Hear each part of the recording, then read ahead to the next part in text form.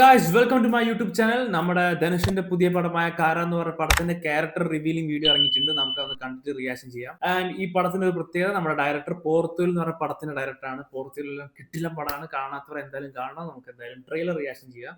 Okay guys, 3, 2, 1 boom.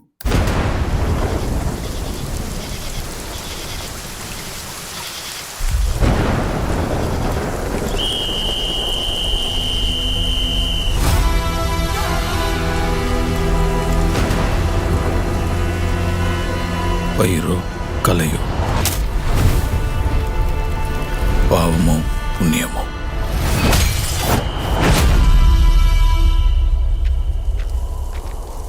அவன் விதைச்சத அவன் தான் அறுத்தாகணும்.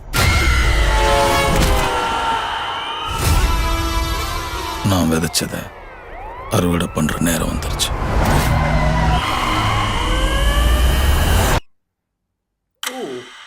ஆனா அதுக்கு முன்னாடி என் மேல படிஞ்ச கரையை துடைக்கணும். என்ன நம்பி இருக்கிறவங்கள கரை சேர்க்கணும்.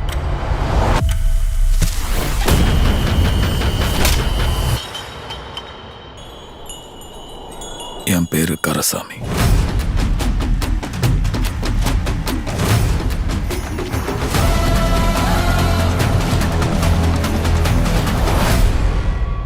என்ன கரைன்னு கூப்பிடுவாங்க.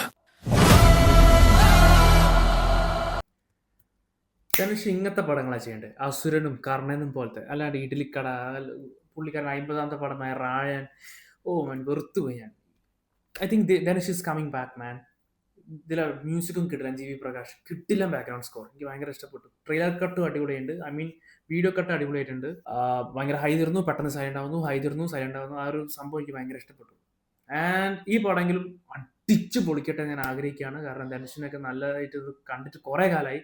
വളരെ വിഷമമുണ്ട്. പുള്ളിയുടെ പടങ്ങളൊന്നും അങ്ങനെ ഓടുന്നില്ല. എൻ്റെ അറിവിൽ നല്ലൊരു തിയേറ്ററാണ് കിട്ടിയത്. അസുരന് ശേഷം ഞാൻ അങ്ങനെ നല്ലൊരു പടം കണ്ടിട്ടില്ല ധനുഷിന്റെ. കർണൻ അടിപൊളിയാണ്. But unfortunately I think this will be better.